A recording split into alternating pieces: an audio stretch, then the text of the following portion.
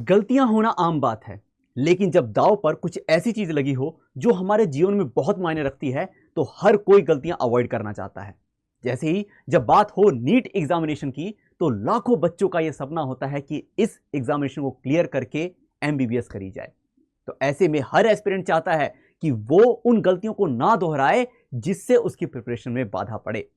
वैसे गलतियां होना दो पैरामीटर्स पर डिपेंड करता है, एक तो स्टूडेंट कैसा है और दूसरा उसकी लेवल ऑफ प्रिपरेशन कौन सी है। आज के इस सेशन में मैंने कोशिश करी है कि आपके सामने उन चुनिंदा गलतियों को मेंशन करूं जो कि आप अवॉइड करते हुए अपनी प्रिपरेशन को बेस्ट तरीके से आगे लेकर चल सकते हैं। तो इस वीडियो को एंड तक देखिएगा ताकि आप उन गलतियों को ना दोहराएं। तो चलिए बात करते हैं कौन कौन सी हैं वे मिस्टेक जो कि नीट एस्पिरेंट आमतौर पर कर देते हैं। तो सबसे पहले बात आती है स्टार्टिंग प्रिपरेशन विदाउट शेड्यूल। जब प्रिपरेशन की बात आती है और एक नीट एस्पिरेंट प्रिपरेशन करने का मन जब बना रहा होता है, तो वो सबसे पहले सिलेबस को चेकआउट करता है। तो क्लास 11th और क्लास 12th दोनों की ही सिलेबस नीट का अपना सिलेबस है। तो जब उसके पास कंटेंट पहले से तैयार है एनसीईआरटी के स्वरूप में, तो वो अपने स्तर पर ही प्रिपरेशन करना शुरू कर देता है कई बार। लेकिन जब वो विदाउट शेड्यूल प्रिपरेशन लेकर चल रहा होता है, तो इनिशियली उसको पता भी नहीं चलता है कि कब वो रास्ते से भटक जाता है। ऐसे में जो एक रैंडमनेस अक्सर स्टूडेंट फॉलो करने लग जाते हैं ड्यूरिंग देयर प्रिपरेशन, वो उनको कहीं भी मंजिल के पास नहीं पहुंचा पाता। और ये शुरुआत की गलती बाद में और बड़ी लगने लग जाती है जब एक एक करके बैकलॉग इकट्ठा होने लग जाता है। इसलिए सबसे पहली रिक्वायरमेंट है कि जब एक स्टूडेंट प्रिपरेशन शुरू करने जा रहा हो, तो वो शेड्यूल के साथ प्रिपरेशन करे। जिस तरीके से आप हमारे साथ प्रिपरेशन करते हैं डॉक्टर्स अड्डा के ऊपर में, तो हर दिन का आपके पास में एक प्रॉपर शेड्यूल होता है कि आप इस दिन कौन से चैप्टर को कवर करने वाले हैं, कौन से सब्जेक्ट को आप देने वाले हैं। तो एक प्रॉपर शेड्यूल फॉलो करते हुए आप रास्ते से नहीं भटकते। तो सबसे पहली चीज कि आप रैंडमनेस को अवॉइड करें ड्यूरिंग योर प्रिपरेशन। सेकंड बात आती है इनकंसिस्टेंसी। यह सबसे बड़ा रीजन है बैकलॉग क्रिएट होने का। जब हम लोग शेड्यूल अगर मान लीजिए बना भी चुके होते हैं, अब उस शेड्यूल को फॉलो करने में बहुत बार स्टूडेंट को प्रॉब्लम आती है। वे किसी भी कारणवश, या तो हेल्थ वाइज हो सकता है या फिर हम कह सकते हैं कि आलस्यवश, अगर वो अपनी प्रिपरेशन में कभी भी इनकंसिस्टेंट हो जाते हैं, तो बैकलॉग इकट्ठा होता जाता है। शुरुआत में वो बैकलॉग काफी छोटा लगता है और एक स्टूडेंट को लगता है कि मैं इसे कवर कर लूंगा आसानी से, लेकिन धीरे धीरे जब ये बहुत ज्यादा हो जाता है, तब फिर एक स्टूडेंट को प्रिपरेशन करते वक्त डर भी लगने लग जाता है कि क्या मैं ये कर पाऊंगा या नहीं कर पाऊंगा। उसको सेल्फ डाउट होने लग जाता है कि क्या मुझसे ये होगा या नहीं होगा। और ऐसे में जब कॉन्फिडेंस डगमगाने लग जाता है, तो हम कहीं से भी ये उम्मीद नहीं कर सकते कि एक व्यक्ति सही तरीके से अपनी प्रिपरेशन को आगे बढ़ा पाएगा और प्रिपरेशन को करते हुए एग्जामिनेशन को फेस भी कर पाएगा। तो सेकंड बात यह है कि आप अपनी प्रिपरेशन के दौरान कंसिस्टेंट रहें। हर दिन जो शेड्यूल आपको मिल रहा होता है उसको प्रॉपर तरीके से फॉलो करें, और आप खुद देखते हैं कि एक कंसिस्टेंट व्यक्ति का कॉन्फिडेंस क्या होता है प्रिपरेशन के दौरान। खैर, आगे बढ़ते हुए बात करते हैं अगली मिस्टेक की, अवॉइडिंग मेकिंग नोट्स। जब हम लोग प्रिपरेशन कर रहे होते हैं, हम एक चैप्टर को समझ रहे होते हैं, टीचर हमें बहुत अच्छे से समझा रहे होते हैं, हमें भी बहुत अच्छा लगता है कि यस, हमें चीजें समझ में आ रही हैं। लेकिन इस दौरान कई बार हम लोग कॉन्फिडेंस तो कहना सही नहीं है, ओवर कॉन्फिडेंस में हम लोग नोट्स नहीं बनाते हैं। हमें लगता है हमें यह चैप्टर बहुत अच्छे तरीके से आ चुका है और समझना ही सफिशिएंट है, क्योंकि अल्टीमेटली हमें हमारे दिमाग से ही तो आंसर करना है। लेकिन बच्चे, केवल और केवल समझना ही सफिशिएंट नहीं है, क्योंकि हमारा दिमाग इस हिसाब से काम नहीं करता कि एक बार ही चीज इसके अंदर में आ गई तो अब वो हमेशा के लिए रहेगी। जब आप प्रिपरेशन भी करते हैं तो उसके लिए भी बहुत सारे कंपोनेंट्स शामिल होते हैं, लाइक रिवीजन, क्वेश्चन प्रैक्टिसिंग। तो जब आपने नोट्स ही नहीं बनाए, तो आप सही समय आने पर रिवीजन भी अच्छे तरीके से नहीं कर पाएंगे। आप यहां पर नोट्स उस तरीके से बनाएं जो कि आपको पढ़ने में इजी हो, शॉर्ट हो, क्रिस्प हो, लेकिन कंप्लीट इंफॉर्मेशन आपके दिमाग तक कन्वे कर रहे हो। तो इस तरीके से आप नोट्स कैसे बना सकते हैं, इनके भी डेडिकेटेड वीडियो आपको चैनल पर अवेलेबल हैं। आपको जरूर उन्हें सर्च करना चाहिए कि नोट्स कैसे बनाए जा सकते हैं। फर्दर आगे बात आती है सेल्फ इंटरप्रिटेशन की। ये कभी कभी हम उन स्टूडेंट के अंदर में देखते हैं जो कि प्रिपरेशन के दौरान कभी कभी उन्हें लगता है ओवर कॉन्फिडेंस का। उस दौरान जब वे किसी लाइन को स्टडी कर रहे होते हैं तो अपनी तरफ से ही उसका मतलब निकालने लग जाते हैं, और ऐसे में जब वे गलत निष्कर्ष पर पहुंचते हैं, तब जब सवाल में उनके सामने वो चीज आ जाती है, वहां पर भी उसे वो गलत ही इंटरप्रेट करते हैं, और फिर हम उम्मीद नहीं कर सकते कि वो सही आंसर तक पहुंचेंगे। इसलिए सेल्फ इंटरप्रिटेशन का लेवल जब अचीव होता है, वो तब आता है जब हमारे पास में प्रॉपर गाइडेंस के लिए टीचर्स हों।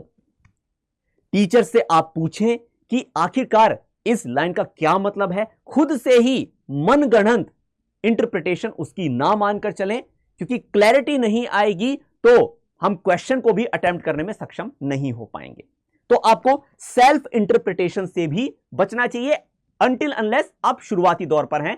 टीचर से अगर आपने कंसल्ट कर लिया है तो आप चीजों को बेहतर तरीके से समझ सकते हैं, अगर आप खुद से भी दिमाग को अप्लाई करेंगे तो ये इनिशियल स्टेजेस के लिए एक मिस्टेक हो सकती है।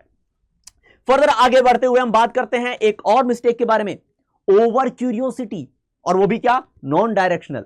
बच्चे, जब हम कभी किसी मंजिल की तरफ बढ़ना चाहते हैं तो मंजिल एक ही दिशा में होती है, और अगर हम हमारी ओवर क्यूरियोसिटी में उस रास्ते को भूल जाएं तो हम कहीं से भी मंजिल तक नहीं पहुंच पाएंगे। क्यूरियस होना अच्छी बात है, बल्कि मैं यही कहता हूं कि क्यूरियोसिटी एक स्टूडेंट का श्रृंगार होता है। अगर एक स्टूडेंट में क्यूरियोसिटी खत्म हो जाए तो वो फिर स्टूडेंट नहीं रहता। लेकिन किसी भी चीज की अति, आपको पता ही है, बुरी होती है। Over curiosity during your preparation आपको रास्ते से भटका सकती है। आपको जब कभी एक सेंटेंस मिलता है, आप उसके बारे में बहुत दिशा में सोचना शुरू कर देते हैं, और ऐसे में आप अपना बहुमूल्य समय ऐसी डायरेक्शन में जाते हुए, सोचते हुए खामखा व्यय कर देते हैं जिससे आप कुछ प्रोडक्टिव कर सकते थे। तो इसलिए टाइम की सही तरीके से यूटिलाइजेशन का एक दुश्मन है ये ओवर क्यूरियोसिटी। तो आप जब प्रिपरेशन कर रहे हैं और आप हमसे भी जब डिस्कस करते हैं कि एनसीईआरटी कितनी इंपॉर्टेंट है, तो एनसीईआरटी को फोकस होकर स्टडी करना बहुत जरूरी है। उससे बाहर, बहुत ज्यादा बाहर जाने की जरूरत शुरुआत में नहीं होती है। नीट के लिए तो एटलीस्ट नहीं ही होती है। हां, जब आप एमबीबीएस करते हैं तो उसका अपना सिलेबस होता है, तब वहां पर आप जाकर अपनी क्यूरियोसिटी को और फर्दर लेवल तक पहुंचा सकते हैं, और वो आपके लिए बेनिफिशियल भी रहेगा। पर नीट की प्रिपरेशन के दौरान आपको ओवर क्यूरियस होने से बचना है। फिर बात आती है avoiding test and self analysis. जब स्टूडेंट प्रिपरेशन कर रहा होता है, उसे चीजें सही तरीके से समझ में भी आ रही होती हैं, तो वो ये मानकर चलते हैं कि हां, हमने चीज को समझ लिया, दैट इज परफेक्ट। लेकिन नहीं, जब तक आप टेस्ट को नहीं देंगे तब तक आप खुद की गलतियां नहीं समझ पाएंगे कि आप कहां पर गलतियां कर रहे हैं। इसी के साथ साथ बाकी लोग किस तरीके से क्वेश्चन को अटेम्प्ट कर रहे हैं, उनके साथ कंपीट आपको कैसे करना है, यह फील आप बिल्कुल नहीं कर पाते। लेकिन बहुत सारे स्टूडेंट इसे अवॉइड करते हैं इस कारण से, जब वो खुद से भाग रहे होते हैं। उन्हें यह लगता है कि हमें आता है, और अगर टेस्ट में वो सही तरह से परफॉर्म नहीं कर पाएंगे तो उनके, आप कह सकते हैं कि जो सेल्फ कॉन्फिडेंस है उसको चोट पहुंचती है। तो अनकॉन्शियसली ही सही, पर स्टूडेंट कभी कभी ये कदम उठाने लग जाते हैं। आपको ये कदम नहीं उठाने हैं। सही समय पर टेस्ट भी आपको देने बहुत ज्यादा जरूरी है, और इसी के साथ केवल टेस्ट ही नहीं, उसका एनालिसिस भी होना जरूरी है। अगर आपकी गलतियों को आप एनालाइज नहीं करेंगे तो फिर आप उसका निवारण कैसे करेंगे? इसके अंदर आप मदद भी ले सकते हैं अपने टीचर्स से। वे भी आपको आपकी उन गलतियों को जानने में मदद कर सकते हैं, ताकि आप उन्हें फर्दर आगे ना दोहराएं। तो इसे भी आप जरूर माइंड में रखें कि टेस्ट आपको जरूर देने चाहिए। जितना पोर्शन आपका कंप्लीट हो गया है उसका टेस्ट दीजिए, और आप खुद देखेंगे टेस्ट देने के बाद आपको कहीं ज्यादा बेटर फील होता है, ज्यादा कॉन्फिडेंट फील होता है। ठीक है। और आखिरी में हम यहां पर प्रिपरेशन के आखिरी दौर पर जब पहुंच रहे हैं, तो यहां पर लैक ऑफ रिवीजन और क्वेश्चन प्रैक्टिसिंग, यह भी काफी इंपॉर्टेंट मिस्टेक है जो कि हर स्टूडेंट को अवॉइड करनी चाहिए। हम लोग अभी जिस पड़ाव पर हैं, हम लोग अपना सिलेबस काफी हद तक कंप्लीट कर चुके हैं, और बात रिवीजन और क्वेश्चन प्रैक्टिसिंग पर है, जो आप हमारे साथ कर भी रहे हैं। लेकिन अगर आप उन डेडिकेटेड सेशंस को मिस करते हैं तो आप यहां पर रिवीजन के अंदर पिछड़ जाएंगे और क्वेश्चन प्रैक्टिसिंग भी नहीं कर पाएंगे। बच्चे, आपका दिमाग चीजों को बहुत लंबे समय तक अपने अंदर में स्टोर करने के लिए बहुत एफिशिएंट नहीं है। ये चीज समझते हुए ही आपका दिमाग किस तरीके से काम करता है, आपको उसी अनुसार प्रिपरेशन करनी चाहिए। तो जब बात आती है रिवीजन की, तो ये दरअसल हमारे माइंड के अंदर हमारी उन सभी इंफॉर्मेशन को तरोताजा रखता है, ताकि सही समय आने पर आप इन्हें रिकॉल कर पाएं। तो रिवीजन जरूर करिए। अब कई बार स्टूडेंट रिवीजन के लिए यह भी बात कहते हैं कि सर हमारा ज्यादातर समय तो प्रिपरेशन में ही जा चुका है, रिवीजन के लिए समय नहीं बचा। बच्चे अगेन, वो समय हमें अगर प्रॉपर तरीके से शेड्यूल मिला हुआ है, हम उसे फॉलो कर रहे हैं, तो आपके लिए वहां पर रिवीजन का भी समय रखना बहुत जरूरी होता है। तो जब आप नीट की प्रिपरेशन कर रहे हैं तो डेडिकेटली, जैसे अब समय आपका नवंबर दिसंबर के आसपास आ गया, तो अब आपको यहां पर रिवीजन शुरू कर देना चाहिए। अगर आपने शुरुआत में बैकलॉग्स इकट्ठे कर रखे हैं तो आपको अभी प्रॉब्लम आएगी रिवीजन करने में, लेकिन अगर आप प्रॉपर तरीके से शेड्यूल फॉलो करते हुए चले हैं तो आप यहां पर एकदम तैयार हैं रिवीजन के लिए। तो जरूर रिवीजन करिए और इसी के साथ साथ क्वेश्चन प्रैक्टिसिंग भी करिए। क्वेश्चन प्रैक्टिसिंग सबसे इंपॉर्टेंट हिस्सा कह सकता हूं मैं, क्योंकि जब तक आप क्वेश्चन प्रैक्टिस नहीं करेंगे आपको बिल्कुल आइडिया नहीं लगेगा कि आखिरकार जो इंफॉर्मेशन आपसे पूछेगा सवाल वो कैसे रख सकता है आपके सामने। जितने तरह के क्वेश्चन आते हैं, जैसे हम नीट एग्जामिनेशन में ही देखते हैं, असर्शन रीजन आते हैं, स्टेटमेंट बेस्ड आते हैं, मैच द कॉलम आते हैं, एमसीक्यू आते हैं, तो सभी तरह के क्वेश्चंस को आपको प्रैक्टिस करना जरूरी है। आपके दिमाग को उसके लिए तैयार रहना जरूरी है। तो बच्चे, ये इतनी सारी जो मिस्टेक्स मैंने आपको बताई, आप बोले सर इनका सॉल्यूशन क्या है? भाई देखिए, मैंने यहां पर हर एक मिस्टेक के साथ आपको सॉल्यूशन भी बताने की कोशिश करी है, लेकिन अभी आप प्रिपरेशन के जिस पड़ाव पर हैं, आपको इस सिचुएशन में भी हम यहां पर, अगर किन्हीं आप इन मिस्टेक से जूझ रहे हैं, तो आपको यहां से बाहर निकालने की जिम्मेदारी बिल्कुल डॉक्टर सड्डा की है। और इसीलिए हमने आपके लिए इस वक्त इसका जबरदस्त सॉल्यूशन पेश किया है एज नीट टॉपर बॉक्स। ये नीट टॉपर बॉक्स आपको पता होगा कि एकदम क्रिस्प मैनर के अंदर में एफिशिएंट इंफॉर्मेशन और नॉलेज आप तक पहुंचाने का काम करता है। अगर आपने अभी तक ये एफिशिएंट नोट्स नहीं बनाए हैं तो आप इनकी मदद से वो अपना जो नोट मेकिंग है उसको दुरुस्त कर सकते हैं। यहां पर आपको मिलते हैं हैंडबुक्स, जिसके अंदर में बायोलॉजी, फिजिक्स, केमिस्ट्री, इन सभी के क्रिस्प मैनर के अंदर में जो भी आपका ये इंपॉर्टेंट नोट्स हैं, ठीक है, इंपॉर्टेंट डेटा है, उन सभी को एक सिस्टमैटिक वे के अंदर में प्रेजेंट किया गया है। इसी के अलावा आप बेहद क्रिस्प मैनर के अंदर में और बहुत ही हैंडी फ्लैश कार्ड्स भी यूज कर सकते हैं, जो कि 3-4 फ्लैश कार्ड्स के अंदर में ही कंप्लीट चैप्टर आपके सामने रख देगा।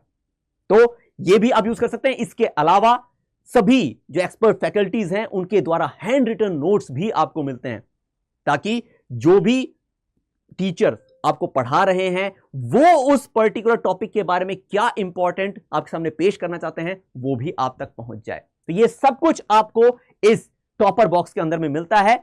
इसी के साथ अगर आप PYQ भी लेते हैं तो एकदम आपके पास में प्रॉपर कॉम्बिनेशन आ जाता है प्रिपरेशन का, क्योंकि PYQs बहुत इंपॉर्टेंट होते हैं किसी भी एग्जामिनेशन को अगर स्टूडेंट फेस करना चाहता है। तो आप यहां पर क्वेश्चन प्रैक्टिसिंग भी कर पाएंगे। तो हमारे इसी टॉपर बॉक्स के अंदर में अगर आप PYQ के साथ अवेल करते हैं तो ये आपको 2500 का अवेलेबल होगा, और अगर आप विदाउट PYQ लेते हैं, अगर आपके पास ऑलरेडी पहले से है, तो ये केवल आपको 2250 के अंदर में ही अवेलेबल हो जाएगा। लेकिन ये अवेलेबल होगा आपको तब जब आप कोड यूज करेंगे यहां पर ZBVS। ये मैं कोड आपके सामने मेंशन कर देता हूं। कोड है ZBVS। जब आप अड्डा 24/7 ऐप के ऊपर में जाकर इसे अवेल करने की कोशिश करेंगे, या फिर हमारी साइट्स जो है अड्डा 24/7 ऐप की, उस पर जाकर अगर आप अवेल करना चाहते हैं इन्हें, तो अगर आप कोड यूज करेंगे ZBVS तो आपको ये केवल इन्हीं अमाउंट्स के अंदर में अवेलेबल हो जाएगा। तो बच्चे, जो भी आप प्रिपरेशन कर रहे हैं अपनी, या जिस पड़ाव पर अपने आप को आप महसूस कर रहे हैं, उस अनुसार आपके लिए प्रॉपर, जैसे कहा जाता है ना कि अगर हमें थोड़ा सा और सपोर्ट मिल जाए तो हमारी प्रिपरेशन को जबरदस्त बूस्ट मिल जाएगा, तो वही बूस्ट की तरीके से ये टॉपर बॉक्स आपके लिए अवेलेबल है। तो आज ही जाकर इसे अवेल कीजिए और जो भी कमियां रह गई हैं अभी तक के प्रिपरेशन में, उनको दूर करते हुए आगे कॉन्फिडेंस के साथ में पढ़िए। तो फर्दर मिलते हैं नेक्स्ट सेशन में। तो पढ़ते रहिए। सी यू सून। Thank you.